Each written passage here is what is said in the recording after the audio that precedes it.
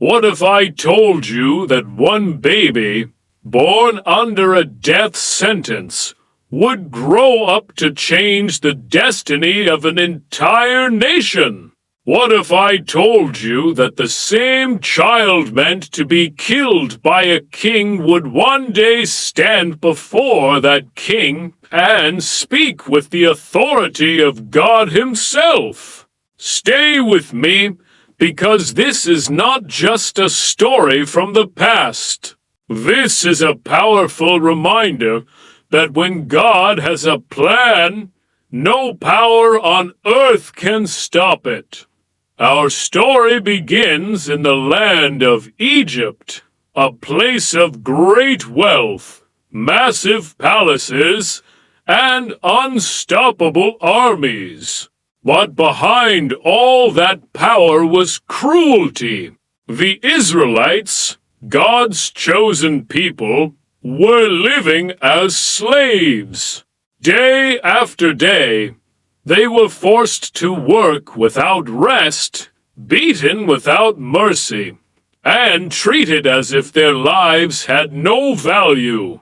Pharaoh, the king of Egypt, feared them because their numbers kept growing, and fear turned into hatred. Hatred turned into a terrible command. Pharaoh ordered that every Hebrew baby boy must be killed at birth. In the middle of this darkness, a baby was born. His parents looked at him and knew he was special. They hid him for as long as they could, but soon the danger became too great. With tears in her eyes and faith in her heart, his mother placed him in a small basket and set it gently on the waters of the Nile River. She didn't know what would happen next, but she trusted God. That basket floated right into the place no one could have imagined.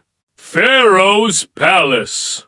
Pharaoh's daughter found the baby, heard his cries, and felt compassion. She decided to raise him as her own and named him Moses, meaning drawn out of the water. The boy who was supposed to die was now living in the house of his enemy. Only God could write a story like this. Moses grew up surrounded by luxury, education, and power. He learned the ways of Egypt, the language of kings, and the strategies of leaders. But deep inside, he knew he was different. He never forgot where he came from. One day, when Moses was older, he saw an Egyptian beating an Israelite slave. Something burned inside him. Anger rose, and in a moment of action, Moses killed the Egyptian. That moment changed everything. Moses realized his life in the palace was over. Pharaoh wanted him dead. So Moses ran. He left behind the gold, the power, and the comfort, and escaped into the wilderness. From a prince, he became a shepherd. From palace halls to dusty deserts. For 40 years, Moses lived a quiet life, watching sheep, thinking his story was finished. But God was not finished. One ordinary day, while Moses was tending sheep near Mount Horeb, he saw something strange. A bush was on fire, yet it was not burning up. Curious, Moses stepped closer, and then he heard a voice calling his name. It was God. The ground became holy. Moses was afraid. but God spoke gently and powerfully. God told Moses that he had seen the suffering of his people. He had heard their cries, and now he was sending Moses to Pharaoh to lead the Israelites out of Egypt. Moses was shocked. He made excuses. He said he was not strong enough, not brave enough, not a good speaker. But God promised, "I will be with you." God gave Moses signs, miracles, and the help of his brother Aaron. And so Moses returned to Egypt, not as a prince, but as God's messenger, standing before Pharaoh. Moses delivered God's command, "Let my people go." Pharaoh laughed. He refused. Again and again, Moses warned him. Again and again, Pharaoh said no. So God revealed his power through mighty plagues. Water turned to blood. Frogs covered the land. Darkness filled Egypt.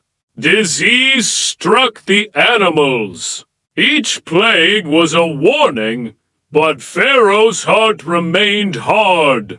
Finally, the night came when God acted decisively. The Israelites were told to mark their doors with the blood of a lamb. That night, judgment passed over their homes, but Egypt was struck with great loss. Pharaoh was broken. He told Moses to take the people and leave. The Israelites left Egypt in a hurry, but freedom was not yet complete. Pharaoh changed his mind and sent his army after them. The Israelites found themselves trapped between the Red Sea and the Egyptian soldiers. Fear spread. People cried out, but Moses stood firm. He lifted his staff, and God parted the sea. The waters opened, and the people walked through on dry ground. When the Egyptian army followed, the waters closed, and Egypt's power was destroyed. The Israelites were finally free, not because of their strength, but because of God's promise. And now, their journey into the wilderness had begun. Freedom felt amazing at first. The chains were gone. The whips were silent. But freedom also brought challenges. The wilderness was harsh. There was no food, no water, and no clear direction. The people complained. They doubted. They wondered if freedom was a mistake. But God never abandoned them. During the day, God guided them with a pillar of cloud. At night, He used a pillar of fire. When they were hungry, bread fell from heaven. When they were thirsty, water flowed from a rock. Every single day was proof that God was with them. Then came a defining moment. God called Moses to Mount Sinai. The mountain shook with thunder, lightning, and smoke. God was about to do something powerful. He was not only going to free His people physically, but guide them spiritually.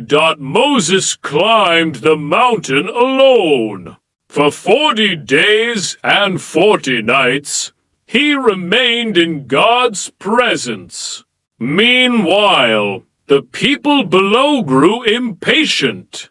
They forgot the miracles. They lost faith. They created a golden calf and began to worship it, turning away from the God who had saved them. When Moses came down and saw what had happened, his heart broke. In anger and sorrow, he shattered the stone tablets God had given him. But God, full of mercy, called Moses back once more, and this time God gave Moses the 10 Commandments. These commandments were not meant to control the people, but to protect them. They were God's guide for living with purpose, love, and respect.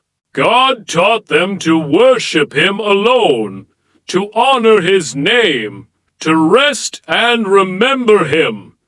He taught them to respect parents, value life, speak truth, remain faithful, and resist greed. These laws shaped a nation. They showed the Israelites how to live as God's people. They reminded them that freedom without guidance leads to chaos, but freedom with God leads to life. Moses continued to lead the people through the wilderness. He prayed for them when they failed. He stood between them and judgment. He remained faithful even when it was difficult. Though Moses would not enter the promised land himself, he fulfilled the mission God gave him. And today, thousands of years later, the story of Moses and the 10 Commandments still speaks to us. It reminds us that God hears our cries, that He delivers us from impossible situations, that He guides us, corrects us, and loves us even when we fall. This story teaches us that God doesn't choose perfect people.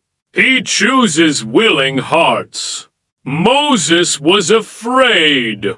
He doubted. He made mistakes. But God used him anyway. So if you ever feel trapped, forgotten, or unworthy, remember Moses. Remember the Red Sea. Remember the mountain. The same God who guided Moses is still guiding hearts today. And if this story touched you, share it. Let it remind others that God's promises never fail, His power never fades, and His love never ends. Because this is not just a story of the past. This is a message of hope for today.